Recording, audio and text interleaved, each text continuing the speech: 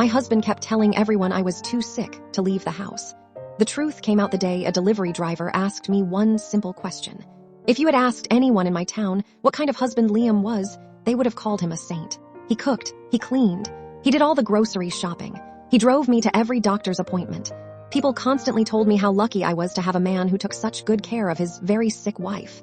The strange thing was, I wasn't very sick.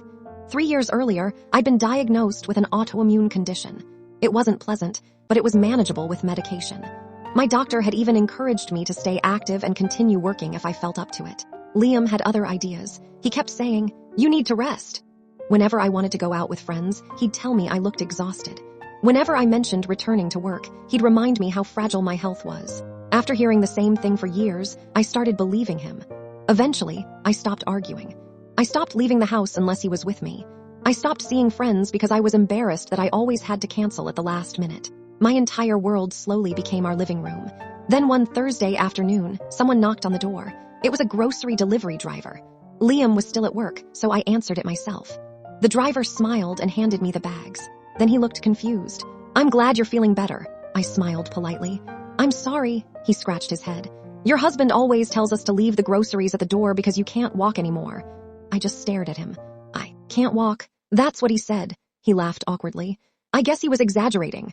After he left, I couldn't stop thinking about it. Why would Liam tell strangers I couldn't walk? That evening, I asked him. He barely looked up from his dinner. "I just didn't want them bothering you." It sounded reasonable, but for the first time in years, I didn't believe him. The next morning, after he left for work, I did something I hadn't done in months. I drove myself into town. No permission, no explanation, just me, my car, and a little bit of courage. I started with my old office. The receptionist nearly dropped her coffee. "Oh my God, you're alive," I laughed. "What?" She looked horrified. "We were told your condition became terminal." I felt my stomach twist. "My condition what?" "Liam came in 2 years ago. He said you only had months left. He asked us not to contact you because it was too painful." I couldn't even speak. Then I visited my best friend, Sarah. The moment she opened the door, she burst into tears. "I thought you didn't want to see anyone. Why would you think that?" She walked inside and returned with a birthday card. Every year she'd sent me one.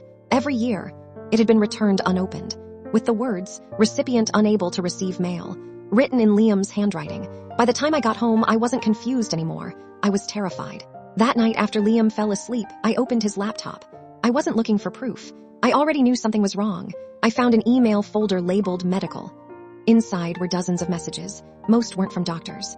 They were from my relatives, my friends, even former coworkers. Every email they had ever sent asking about me had been answered by Liam, using my email account.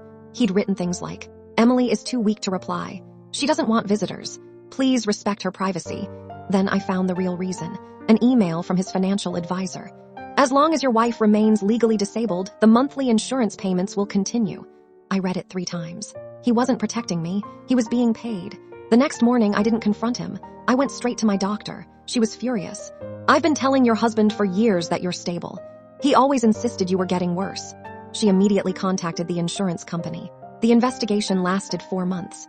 Liam had forged medical updates, intercepted my mail, lied to everyone I loved, all to continue receiving disability payments that were supposed to help me. When he was finally arrested, reporters asked me if I felt angry. I surprised myself with my answer. "I'm angry, but mostly, I'm embarrassed, because I spent years believing someone else's version of who I was."